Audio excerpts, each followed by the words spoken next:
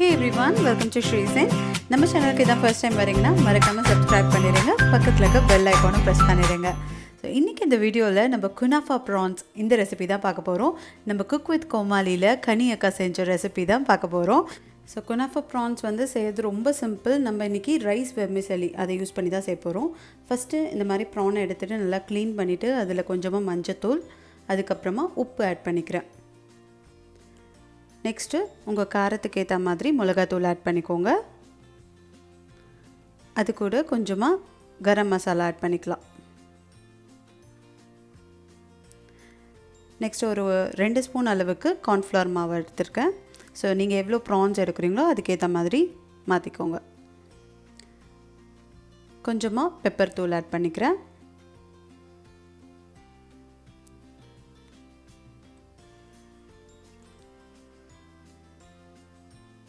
So இது எல்லாத்தையும் நல்லா மிக்ஸ் பண்ணிக்கலாம்.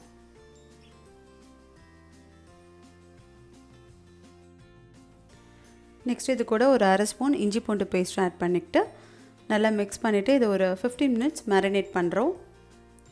நல்லா க்ளோஸ் பண்ணி டிஸ்டர்ப் பண்ணாதீங்க. இது வந்து ஒரிஜினலாக குனாஃபா டோவில் பண்ணுவாங்க. ஸோ இன்றைக்கி நம்ம அரிசி சேமியாவில் பண்ண போகிறோம். ஸோ இதுக்கு கொஞ்சமாக நான் அரிசி சேமியா எடுத்திருக்கேன். இது வந்து கொஞ்சம் வேகணும், அதுக்காக இது முழுகிற அளவுக்கு கொஞ்சம் வார்மான வாட்டர் போட்டு மூடி வச்சுருங்க. ஒரு 5 மினிட்ஸ் இதை மூடி வச்சிட்டிங்கன்னா இது நல்லா சாஃப்ட் ஆகிடும்.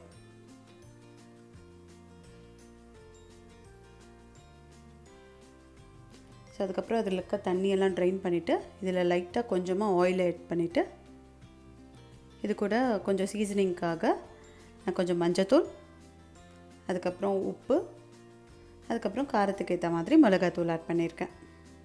நல்லா மிக்ஸ் பண்ணிவிட்டு இதில் வந்து நம்ம ப்ரான்ஸை கோட் பண்ண போகிறோம்.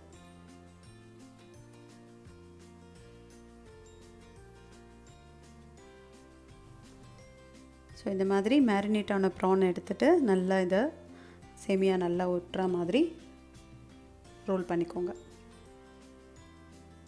ஸோ அதில் இருக்க கார்ன்ஃப்ளவர் அதெல்லாமே அந்த சேமியா நல்லா ஒட்டுறதுக்கு யூஸ்ஃபுல்லாகும். இந்த மாதிரி எல்லாத்தையும் ஒட்டிட்டு நம்ம இதை ஃப்ரை பண்ணுறதுக்கு ரெடி பண்ணிடலாம்.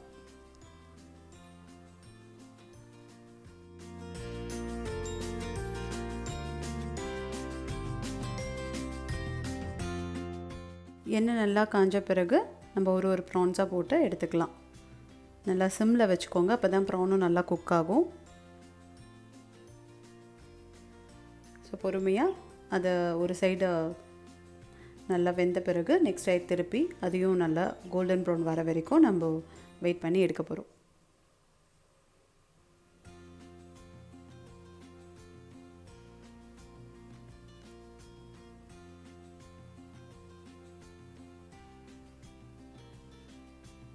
ஸோ ஃபஸ்ட்டு வந்து அந்த சேமியாலாம் பிரிகிற மாதிரி இருக்கும், பட் ஆனால் அதுக்கப்புறம் நல்லா அது கூடவே ஒட்டி தான் இருக்கும். ஸோ இதே மாதிரி நெக்ஸ்ட் ப்ரான்ஸும் பொரிச்சு எடுத்துக்கலாம். ரொம்பவே டேஸ்டியாக இருந்துச்சு, நிஜமாக சொல்கிறேன். ஸோ நீங்களும் கண்டிப்பாக ட்ரை பண்ணுங்கள். ரம்ஜானும் வரப்போகுது. ஸோ இஃப்தாருக்கான சூப்பர் ஸ்நாக் ரெசிபி இது. ஸோ இந்த வீடியோ பிடிச்சிருந்துன்னா லைக் பண்ணுங்கள், நம்ம சேனலுக்கு மறக்காமல் சப்ஸ்கிரைப் பண்ணிடுங்க. ஸோ நெக்ஸ்ட் ரெசிபியில் பார்க்கலாம். பாய்.